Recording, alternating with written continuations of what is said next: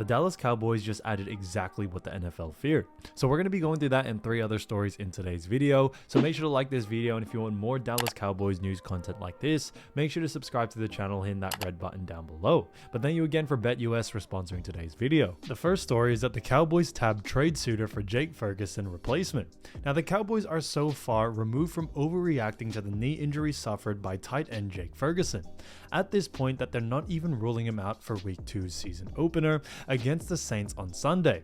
That would be an unusual for a player who suffered a sprain to the MCL in his knee as well as a bone bruise, but then Ferguson himself said he could have played through Week 1 if the Cowboys had not already been blowing out the Browns.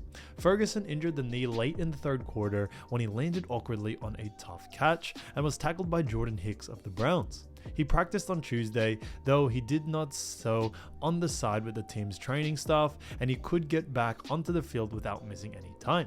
And coach Mike McCarthy said he was aiming for exactly that. Yes, good news, McCarthy said after the MRIs revealed limited damage in the knee.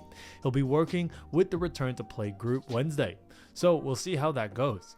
He's very optimistic, just as you think he would be. Still, tight end in a position that is fairly flush around the NFL, and if the Cowboys had some questions about Ferguson's return, they could pretty easily pluck one off another roster with a low-cost trade. That notion comes from Bleacher Report. In an article titled 2024 NFL Trade Block Big Board Entering Week 2, in it, analyst Christopher Knox noted that Raiders third stringer Harrison Bryant is a reliable NFL veteran. He was an effective backup for 4 years in Cleveland who could give the Cowboys short-term relief if Cowboys Ferguson can't go, and a long-term option even when he returns. He wrote, "The Cowboys are dealing with their own tight end's injury, as Jake Ferguson suffered a bone bruise and a minor MCL sprain, according to ESPN's Todd Archer. Dallas has 2023 second-round pick Luke Schoonmaker at tight end, though Michigan product barely saw the field as a rookie and only played 19 offensive snaps in Week 1. Adding Bryant could give the Cowboys a bit more insurance at a critical position. Now, it is true that adding Bryant would bring insurance, but the Cowboys don't seem to be a team that is hurting for tight end but depth. Schoonmaker did not play much in Week 1, but there is no indication he could not handle a bigger role if it were given to him. The Cowboys also used fullback Hunter Lepuik as a hybrid tight end and kept backups Brevin Spanford and also John Stevens on a 53-man roster. Ferguson was a Pro Bowler last season with 71 catches and 761 yards and 5 touchdowns. He became one of quarterback Dak Prescott's favorite targets last season and tallied 10 catches for 93 yards and 3 touchdowns in the Cowboys' playoff loss to the Packers. On Monday, team owner Jerry Jones said that the team got lucky that Ferguson's injury was not as bad as it might have been. "We really did dodge a bullet," Jones said per Football Talk. "He's very excited about playing. I saw him right after our meetings yesterday and he was excited about it. Like everybody, I know he was worried sick when it initially happened. It would have been a blow and we're relieved about it as well." So when it comes to the Dallas Cowboys, they definitely have a lot of great pieces in Jake Ferguson, but it could be time that they do get some sort of replacement just in case anything happens further and throughout the season as well. So now may be one of the best times to actually do that, and I think it is a good pickup for someone like Dallas Cowboys, especially early on in the season here. All right, with Week 2 almost here, now is a perfect time to place a bet on the Dallas Cowboys. So guys, definitely go check out BetUS. Do not forget it. Now, they also do have 150% bonus on your first 3 deposits up to $2,000 with the code YouTube150. So definitely go check that out. But we're going to be putting, I'm feeling a bit risky today. We're going to be putting $50 on the Dallas Cowboys. So we're going to place that bet right now. And we are super confident that they can take home the New Orleans Saints. So definitely go check out BetUS, guys. Don't forget to use the code YouTube150 for 150% bonus on your first 3 deposits up to $2,000. So getting to the second story, the Cowboys have paid big for Dak Prescott and CeeDee Lamb, but now the attention turns to Micah Parsons. There was a snap where Micah Parsons ran unblocked from the left edge, and then the snap when he shed multiple blockers en route to a sack of Deshaun Watson. There was a snap when Parsons lined up from the right and engaged then disengaged with backup left tackle James Hudson III en route to chasing Watson down in the backfield. And then the snap where Parsons collided with Watson just as he threw pass and also would land short of its intended receiver Amari Cooper. Only after these 4 pressures did the Cowboys and Cleveland Browns head to the locker room at halftime. the Browns trailing by 17 as they managed just one first down.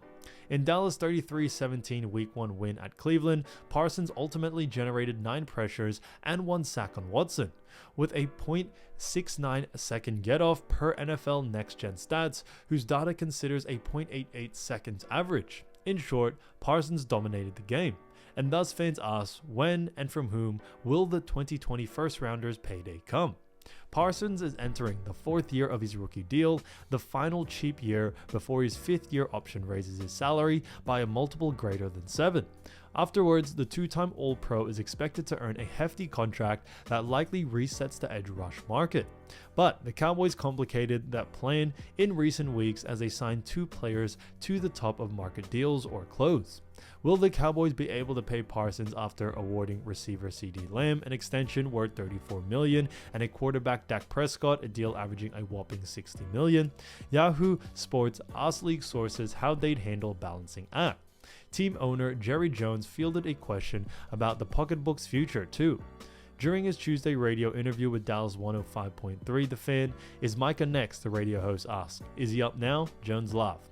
Obviously, he had a great time and a great game out there Sunday, and he's an integral part of our team's future, Jones said. "We'll see where we go." 2 league executives and a third source who has negotiated top-of-the-market NFL contracts agreed the salary cap will not prevent the Cowboys from signing Parsons to a mammoth second contract. Teams run into financial barriers more often due to that cash app considerations, and the Cowboys have the cash flow necessary to fund Parsons' extension.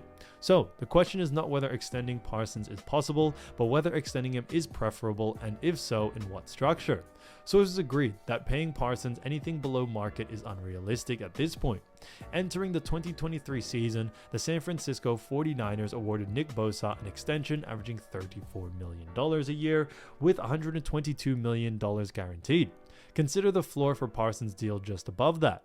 The sooner he's paid, the less his employer will have to adjust for market inflation as well. Is there a scenario in which the Cowboys shouldn't pay Parsons? Parsons' on-field play says pay him, even as his production has proven inconsistent between games and scheme matchups and dipped in the playoffs. His output ranked among the best league defenders last season. Parsons generated the most pressures, 99, and the second highest pressure rate, 21.4%, among players who rushed the passer at least 300 times. Per Next Gen Stats, Parsons sped off the line contributed heavily to that as his 2.31 second time to pressure paced the entire league. Only 2 defenders last season generated at least 50 quick pressures, or pressures within the first 2.5 seconds of a pass play. Parsons' 62 separated him from Defensive Player of the Year Myles Garrett's 54.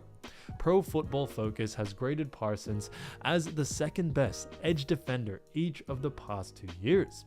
On top of this, he said on Sunday in the post-game locker room that he'll focus on his play more than his contract. "I just gotta keep going with what I'm doing.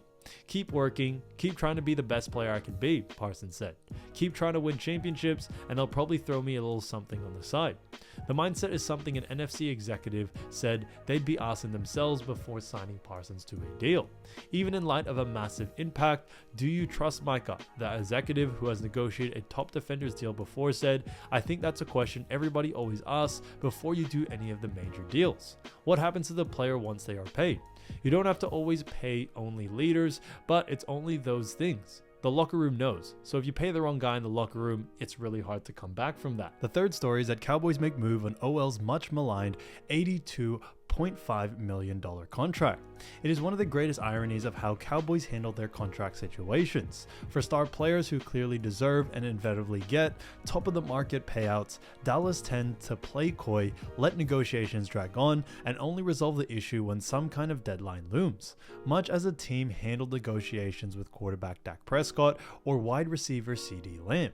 But for middling or injured players, guys the Cowboys could probably wait out a bit before inking to a major deal.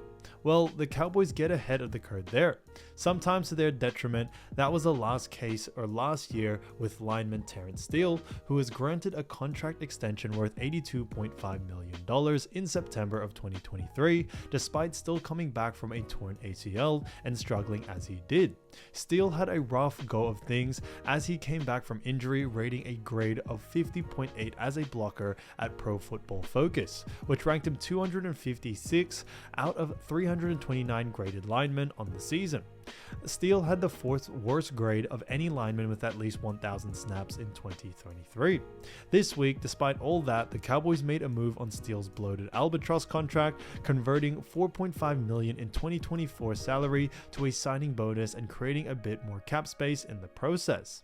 That report came via ESPN's Todd Archer, who wrote on Twitter X, the Cowboys have reworked the contract of right tackle Terrence Steele, opening up a $4.5 million in salary cap space. Add that to cap space saved on Dak Prescott, CeeDee Lamb contracts this year to the money that will most likely be carried over to 2025. In other words, if you're hopeful that the Cowboys made the move on